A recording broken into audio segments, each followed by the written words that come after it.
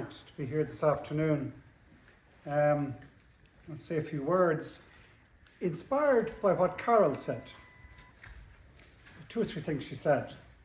First thing she said that kind of inspired, I don't know if inspired is the right word, but she said, I trekked up to Sligo. I did not trek up to Sligo. Sligo is the centre of the world. Sligo is at this place, the cutting edge of the Europe. It's the edge of the Atlantic where we can think big and broad. And Sligo is beautiful and special under Ben Bulbin's head. And I say that, it inspired me to think about this because place matters. Every place matters. A son of Sligo is with me today, Paul Kenny. He was mentioned just briefly there. My energy advisor, former Tipperary Energy Institute. Genius at this stuff. And we're really benefiting from his expertise. I'm also joined by Darcy Lonigan. Where's Darcy Lonigan? Darcy's videoing me. Darcy was the youngest ever mayor in Monaghan County Council, Councillor Darcy Lonigan. And she runs our operations. I'm also joined by Adele Hackett, who is going to be centrally involved. She's my communications advisor. She has the central role, which we have to do now, in how we tell the story of climate change from government side. We're meeting George Marshall next week, and we have a body of work ahead of us. We have to organise a land use review where we completely change the narrative, the story we tell, this rural versus green nonsense. It will stop. Adele's from Westport. I'm a strange fish as to where I'm from. Politicians have this uncanny chameleon-like ability to come from everywhere to try and please everyone. But there was another word that Carol said, a word that is absolutely hallowed in my house, in my DNA. She mentioned the word do hallow, because my grandmother was from Newmarket. And she lived with me for 10 years, and it's part of me is do hallow. Francis Lucy, a part of me is also Macroom. And the Soulon River. I remember once a friend of mine, the Green Movement, saying, I'm not from a county, I'm from a river basin.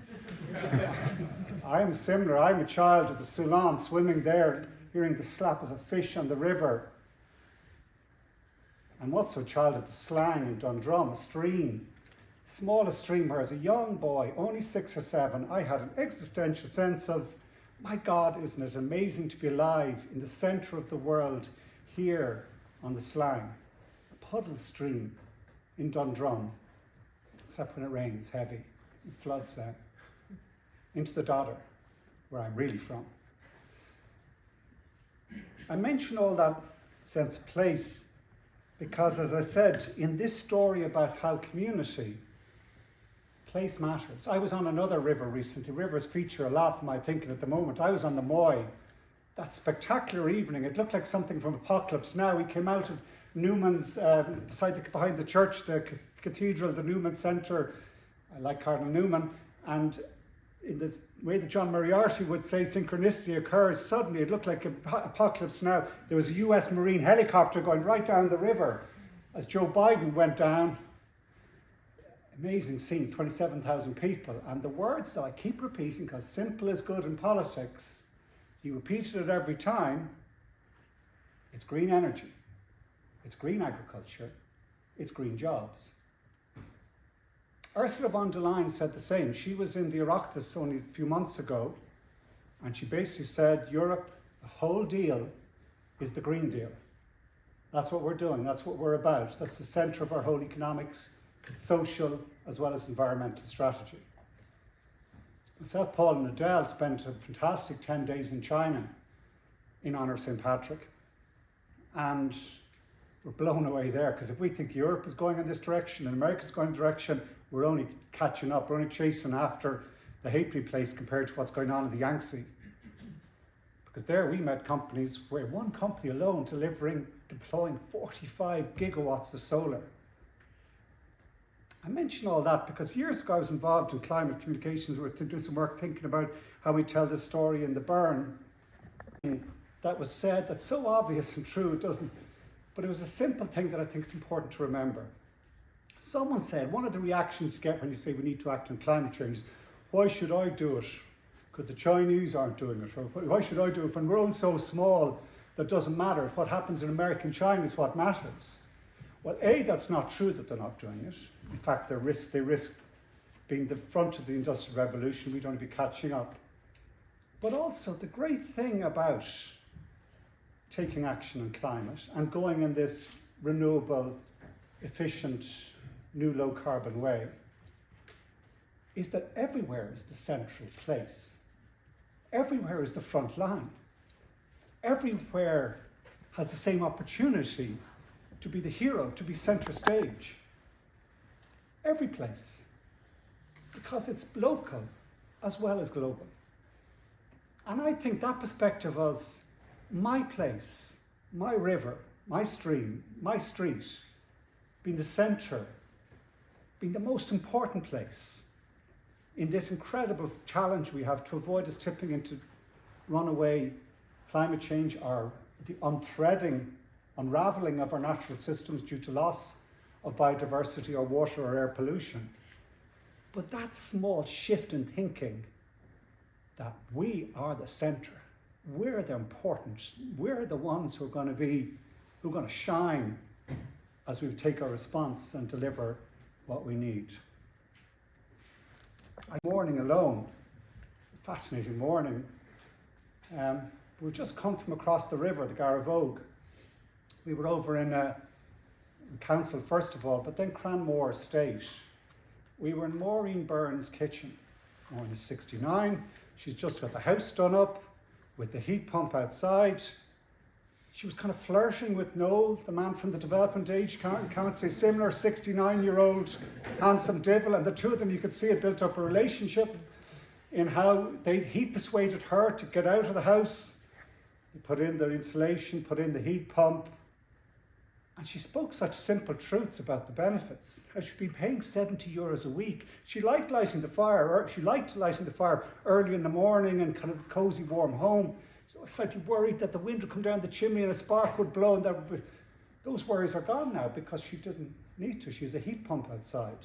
And she said the clever thing. She said, do you know the other great thing about it is, I used to have to spend a lot of money every week on the bin because it was full of ashes that I'd have to pay the council to take away. And then this better way, helped by Noel and the council supporting it, had transformed to a better way. And all our neighbours had done the same thing, and they were very pleased with themselves. They were the centre of the world. To build a bridge across that Sligo town, I hate the inner relief road, it's not exactly pretty. Sorry. I was thinking, oh God, we're not going to build another inner distributor road. I don't think we will.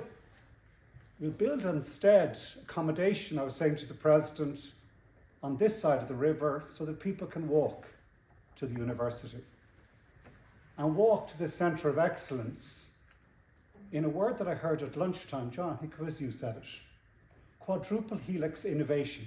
I didn't hear it in Marion's kitchen. In fact, it was mentioned in a cabinet subcommittee the other day, and I think it was Letitia Gartonish turned, what? I remember that word from Martin Curley, a brilliant researcher friend of mine, who did a conference 10 years ago about Open Innovation 2.0, and he described this quadruple helix innovation visually, where you have 4 strands twisting and turning and interconnected the way DNA does. That's the helix. Government, industry, education, and community. And we in this country have every chance to be good at this. We don't have, China are graduating 7 million engineers a year. 7 million. We're small compared to that. America's got lots of money. They're going to invest 2 trillion in this transition. And Europe too has got real scale and capability. But I think actually in Ireland we have, for all our warts and all flaws, we're good at this connection of partnership with community and colleges and government and business. We actually do it well. I think partly because, you know that Irish thing, we always ask, where are you from? Is a really first question. Most other countries don't do that. We have that sense of place. and that sense of community still. And that's why I think this is really interesting. This is building what I've been involved in the sustainable community, energy community for a long time. And like yourself, John, you're saying your wife is joking. My wife is sick and tired. I've been saying for 35 years, mark my words, things are about to change. I was chairman of the Dublin Cycling Campaign. Things have not changed in the last 35 years. But I said to you the other day, mark my words, things are about to change. And in this green revolution, it's changing here now. We got the first quarter figures last week. 10,000 houses have been retrofitted ahead of where we said we'd get as we ramp everything up.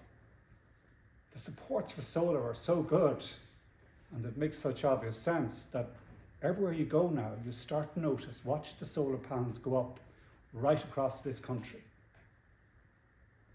And we need to change the transport system. That's probably the hardest. Agriculture will happen because the myth that farmers are against this is not the case.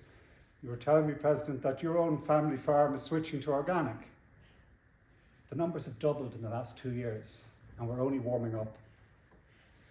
But I think more than anything else, to make it work, because it's a difficult thing to do. It was hard for that lady, Marion, to get out of her kitchen for 2 months. It cost 60 grand. It wasn't like... But actually, the thing that'll make it work is exactly these sort of projects where we do it collectively, we do it with a sense of community, we do it with the pride of place. Thank you.